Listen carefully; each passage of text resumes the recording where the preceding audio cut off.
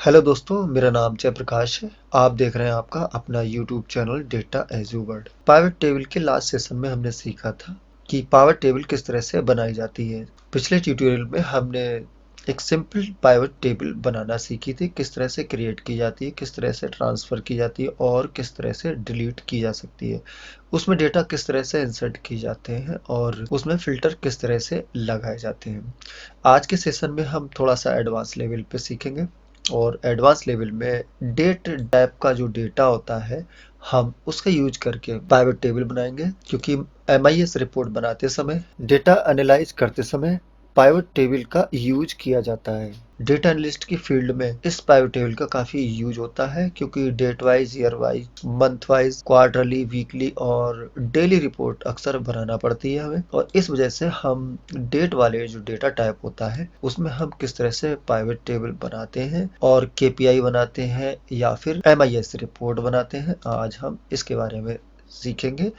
दोस्तों, इसके बाद के वीडियो में मैं कुछ और भी चीज़ें आपको शेयर करूंगा, जैसे एमआईएस रिपोर्ट किस तरह से क्रिएट करते हैं, हम इसके बारे में भी डिस्कस करेंगे। तो चलिए स्टार्ट करते हैं हम।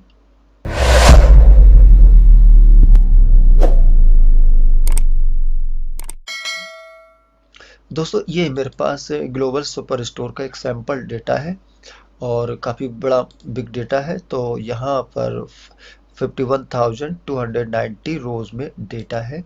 इस डेटा से हम पाइवट टेबल किस तरह से क्रिएट करते हैं, डेट वाले डेटा टाइप का यूज करके। जैसे कि मेरे पास यहाँ पे ऑर्डर डेट और शिप डेट वाला है। इस डेटा का यूज करके हम प्रॉफिट और सेल्स कितनी हुई है, किस महीने में कितनी हुई है, किस ईयर में कितनी हुई है, किस क्वार्टर में कितनी हुई है, और वीकली पर डे वाली। इसके अलावा हम इसमें स्लाइसर का भी यूज करेंगे। तो चलिए स्टार्ट करते हैं पाइवट टेबल का पार्ट 2। दोस्तों, ये मेरा डेटा है। लास्ट सेशन में मैंने आपको पाइवट टेबल इंसर्ट करना बताई थी, तो मैं यहाँ पर कहीं भी क्लिक करता हूँ, इंसर्ट टैब पे जाता हूँ और जो टेबल वाला जो ग्रुप है, इस ग्रुप में पाइवट टेबल का ऑप्शन है, मैं यहाँ क्लिक करता हूँ। अभी मेरे पास कोई दूसरी शीट नहीं है, केवल ऑर्डर शीट है, आप यहाँ देख सकते हैं। और न्यू वर्कशीट में ही मैं अपनी पाइवट टेबल को इंसर्ट करता हूँ। मैं इसे ओके कर देता हूँ, तो मेरा शीट 1 के नाम से एक वर्कशीट इंसर्ट हो गई है, जिसमें मेरी पाइवट टेबल इंसर्ट हो गई है। ठीक है, चलिए अब हम इसमें डेटा इंसर्ट करते हैं। तो मैं सबसे पहले ऑर्डर डेट वाली जो फील्ड है उसको मैं ले लेता हूँ। ऑर्डर डेट वाली सबसे पहली फील्ड मेरी ऑर्डर डेट की है, मैं इसको यहाँ से रो में लेना है। तो मैंने रो वाली जो बॉक्स है, इसमें मैंने ऑर्डर डेट वाली फील्ड को ड्रैग करके यहाँ ड्रॉप कर दिया है। इसी तरह से सेल्स वाली को वैल्यू में ले लेता हूँ, क्योंकि सेल्स की जो फील्ड है वो नंबर फॉर्मेट की है, वैल्यू की है, इसलिए वैल्यू वाली जितनी भी फील्ड है वो वैल्यू में जाती हैं। इसी तरह से यहाँ प्रॉफिट वाली है, इसको भी मैं यहाँ से ड्रैग करता हूँ और वैल्यू वाले में ड्रॉप कर देता हूँ, तो मेरी एक सिंपल पाइवट टेबल बन जाती है। दोस्तों, यहाँ पर आप देख सकते हैं कि यहाँ पर रो वाली जो बॉक्स है, इसमें केवल ईयर को मैंने यहाँ इंसर्ट किया था, लेकिन यहाँ पर इन सबके ग्रुप बन गए हैं। ये ग्रुप कहाँ से बनते हैं, कैसे बनते हैं, चलिए सबसे पहले हम इसी पे डिस्कस कर लेते हैं। यहाँ पर दोस्तों ऑर्डर डेट वाली जो फील्ड थी वो मैंने रो वाले में ड्रैग करके ड्रॉप की थी, लेकिन यहाँ पर ये कन्वर्ट हो जाती है ईयर में, क्वार्टर में और ऑर्डर डेट में। एक बार फिर मैं इनको रिमूव कर देता हूँ। मैंने ऑर्डर डेट वाली फील्ड को लिया और रो में ड्रैग करके ड्रॉप कर दिया। दोस्तों, ये कैसे बनती है, चलिए हम इसके बारे में बात कर लेते हैं। दोस्तों, मैं यहाँ पे क्लिक करता हूँ।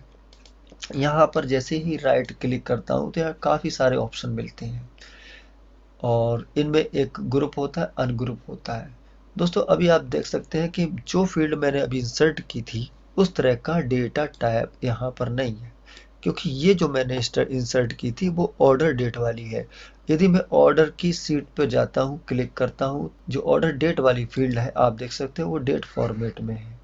जब हमने अभी पाइवट टेबल इंसर्ट की तो यहाँ तो कोई भी डेट नहीं आई, यहाँ तो ये ईयर में कन्वर्ट हो गया, क्योंकि ये काफ़ी बड़ी मात्रा में डेट है और ये डेट जो है ग्रुप में कन्वर्ट कर देता है, जिससे हमारा डेटा छोटा हो जाता है।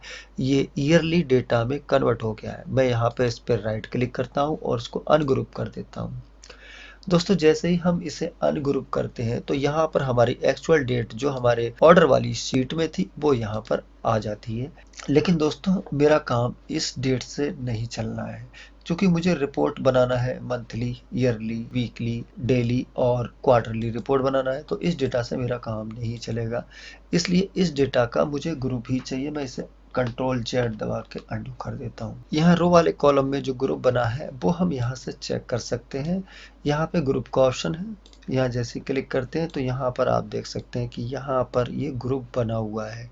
कई फील्ड्स का ग्रुप यहाँ पर बना हुआ है, डे, मंथ, क्वार्टर और ईयर। यही ग्रुप आपका यहाँ पर भी शो हो रहा है। दोस्तों अब हम यहाँ पर रिपोर्ट बनाते हैं। पहले अर्ली रिपोर्ट बनाते हैं, ठीक है। तो इसके लिए मैं सबसे पहले इसको इस पे एक चार्ट इंसर्ट कर लेता हूँ, कंट्रोल+A, या फिर यहाँ पे आप जैसे ही क्लिक करेंगे तो यहाँ पर एनालाइज का ऑप्शन है। एनालाइज में यहाँ पर पाइवट चार्ट का ऑप्शन है, यहाँ पे क्लिक करके इसे ओके कर देते हैं। इसके ये बटन जो है इस पर राइट क्लिक कीजिए, यहाँ पे हाइड ऑल बटन पे आ जाते हैं और इधर इसको साइड में ले लेते हैं। दोस्तों यहाँ पर हमारे इस डेटा सेट का एक चार्ट बन गया है, जो ईयरली चार्ट बन गया है। दोस्तों ये ब्लू वाली जो कॉलम है ये सेल्स के हैं और येलो वाले हैं वो प्रॉफिट के हैं। तो मैं इसके लेजेंड्स को हटा देता हूँ। मैं इनके ऊपर डेटा लेवल ऐड कर लेते हैं। इसके अलावा दोस्तों मुझे पॉइंट्स के 2 स्थानों तक मुझे केवल इसकी वैल्यू चाहिए, तो मैं इसे नंबर फॉर्मेट में ले लेता हूँ। ये नंबर फॉर्मेट पे क्लिक कर देते हैं तो इसका फॉर्मेट भी बदल जाता है। इसके अलावा इसमें कहीं कहीं पर नेगेटिव वैल्यू भी हो सकती हैं और उन नेगेटिव वैल्यू के बारे में हम आगे बात करेंगे, और उसमें हम डाउन एरो और अप एरो भी ऐड करेंगे नंबर फॉर्मेट में। दोस्तों ईयर वाली फील्ड है, मैं इसको यहाँ ले लेता हूँ। मंथ वाली फील्ड को रिमूव कर देता हूँ, इसको भी रिमूव कर देता हूँ। तो अब हमारे पास क्वार्टर वाली फील्ड बचती है। 1 ईयर में 4 क्वार्टर होते हैं, यानी कि एक साल में 4 क्वार्टर होते हैं, और किस क्वार्टर में कितनी सेल और प्रॉफिट हुआ है वो हम यहाँ से सिलेक्ट कर सकते हैं। चूंकि मैंने ईयर वाली फील्ड को फिल्टर में ले लिया है तो अब हम फिल्टर का यूज करेंगे। तो मान लिया 2012 की बात करते हैं, इसे ओके कर देते हैं। तो 2012 के सभी क्वार्टर्स की सेल्स और प्रॉफिट की कंडीशन यहाँ पर आपको दिखाई दे रही है। ये हमारी ईयरली क्वार्टर रिपोर्ट है 1 वर्ष की। इसी तरह से यदि मैं 15 की बनाना चाहता हूँ तो मैं 15 को फिल्टर से यूज कर लेता हूँ। तो अब ये जो रिपोर्ट है वो 2015 की रिपोर्ट बन गई है, और ये क्वार्टरली है। ये फर्स्ट क्वार्टर है, यहाँ पर सेकंड क्वार्टर है, थर्ड क्वार्टर है, फोर्थ क्वार्टर है। इसी तरह से हम किसी भी साल की हम क्वार्टरली रिपोर्ट यहाँ से बना सकते हैं। तो अभी हमने ईयरली रिपोर्ट बनाकर देखी थी और अब ये क्वार्टरली रिपोर्ट है। अब हम मंथली रिपोर्ट के बारे में बात कर लेते हैं। दोस्तों यहाँ पर हम क्वार्टर वाली फील्ड को हटा देते हैं, ईयरली को यहीं रहने देते हैं, और एक फील्ड यहाँ से दोबारा ले लेते हैं। ईयर को ऊपर ले लेते हैं, क्वार्टर को हटा देते हैं और ये डेट भी हटा देते हैं। यहाँ पर हमारी केवल मंथ आ गए हैं। यदि हमें मंथली रिपोर्ट बनाना है, किस वर्ष की बनाना है वो वर्ष हम यहाँ फिल्टर से सिलेक्ट कर लेते हैं। मान लिया मुझे 13 की बनाने, ओके कर दिया। तो यहाँ से 2013 में जनवरी से लेकर दिसंबर तक की जो सेल्स है और प्रॉफिट है उसकी रिपोर्ट हमारी यहाँ पर इस तरह से बन गई है। दोस्तों यदि हम यहाँ पर कोई एक स्पेसिफिक मंथ की बात करें तो मंथ का फिल्टर हम यहाँ से यूज कर सकते हैं। तो मैं यहाँ सारे फिल्टर हटा देता हूँ। यहाँ मार्च की बात करता हूँ तो केवल मार्च के महीने का है। 2013 में मार्च के महीने का स्टेटस रिपोर्ट ये है। ये सेल्स की और प्रॉफिट की है, और यदि आप 2-3 महीनों की एक साथ लेना चाहते हैं तो आप 3 महीनों की एक साथ भी ले सकते हैं। मार्च, अप्रैल और मई 3 महीनों की स्टेटस रिपोर्ट है। आप अपने अकॉर्डिंग, आवश्यकता के अकॉर्डिंग आप इसको बना सकते हैं। इसी तरह से यदि हम 2015 की बात करते हैं तो 2015 में किसी भी मंथ की रिपोर्ट आप यहाँ से बना सकते हैं। बाकी सबको अनचेक कर दिया, और यदि अक्टूबर की बनाना चाहते हैं तो केवल अक्टूबर की रिपोर्ट यहाँ पर आप बना सकते हैं। यदि सारी रिपोर्टें चाहिए तो सारे चेक कर सकते हैं और सभी रिपोर्टें यहाँ पर आप देख सकते हो। दोस्तों इस रिपोर्ट के लिए हम स्लाइसर का यूज करके भी बना सकते हैं, टाइमलाइन का यूज करके बना सकते हैं। टाइमलाइन से किस तरह से रिपोर्ट बनाते हैं इसके बारे में भी मैं आपको बता देता हूँ। यहाँ पर इंसर्ट टैब है, इंसर्ट टैब पे क्लिक करते हैं, टाइमलाइन का ऑप्शन है। तो इसके लिए आपको इस पाइवट टेबल के ऊपर क्लिक करना होगा। यदि आप साइड में क्लिक करते हैं और इस टाइमलाइन पे क्लिक करते हैं तो आपको डेटा सेट से कनेक्ट करना पड़ेगा, और बजाय कनेक्ट करने के आप सीधे सीधे पाइवट टेबल के ऊपर क्लिक कीजिए, टाइमलाइन पे क्लिक कीजिए, ऑर्डर डेट पे चेक कीजिए और टिक लगाइए और ओके कर दीजिए। तो हमारा यहाँ पर एक स्लाइसर इंसर्ट हो जाता है जो हमें मंथ, ईयर, क्वार्टर और डे के रूप में रिपोर्ट जनरेट करने के ऑप्शन देता है। पाइवट टेबल में थोड़े चेंजेस करते हैं। यहाँ पर मंथ की फील्ड थी, मैं इसको रिमूव कर देता हूँ और ये दोबारा से डेट, ऑर्डर डेट वाली फील्ड है, इसको पूरे मैं यहाँ पर ड्रैग कर देता हूँ। दोस्तों अभी इस पाइवट टेबल में जितनी भी फील्ड मैंने इंसर्ट की हैं, इन फील्ड से ही मुझे अब वीकली या डेली रिपोर्ट भी इसी से मुझे बनाना है। तो इसके लिए मान लिया मुझे 2013 की रिपोर्ट चाहिए। तो फिलहाल आप यहाँ देख सकते हैं इस टाइम लाइन में यहाँ ईयर सिलेक्ट है, तो मैं यहीं पे डाउन एरो पे क्लिक करता हूँ और डेली के हिसाब से मुझे बनाना है। तो मैं डेज को सिलेक्ट कर लेता हूँ। यहाँ पर ये सारी ग्रुप बने हुए हैं, मैं इस ग्रुप को हटा के अनग्रुप कर देता हूँ। तो मैं इसे राइट क्लिक करता हूँ, इसे अनग्रुप कर देता हूँ। ठीक है, मैंने अभी जो डेट 1 अप्रैल 2014 सिलेक्ट की थी, इस समय ये जो स्टेटस आ रहा है वो 1 अप्रैल 2014 का आ रहा है, यानी कि 1 अप्रैल 2014 को हमारी जो सेल्स थी वो यहाँ पर इतनी थी और यहाँ पर इतना प्रॉफिट हुआ है। दोस्तों ये एक विशेष डेट का है। यहाँ पर इसी तरह 2 तारीख के लिए या 3 या 4 अप्रैल, 5 अप्रैल, 6 अप्रैल, आप कोई सी भी किसी भी एक स्पेसिफिक डेट पे क्लिक करते हैं तो उस डेट का स्टेटस यहाँ पर आ जाता है। यदि आप 2000 जनवरी के 1 जनवरी 14 की बात करते हैं तो यहाँ पर 1 जनवरी 2014 का स्टेटस यहाँ पे देख सकते हैं। यदि आपको एक सप्ते की स्टेटस रिपोर्ट चाहिए तो आप 1 जनवरी से आप 7 जनवरी तक लगातार इसे ड्रैग करके ले जाइए, तो ये सातों डेट में एक साथ सेलेक्ट हो जाता है और इनका स्टेटस आप यहाँ भी देख सकते हो। 1 से लेकर 7 जनवरी तक हमारी जो सेल्स हुई है और जो प्रॉफिट हुआ है वो हमारा इस चार्ट में यहाँ पर इस तरह से दिखाई दे रहा है।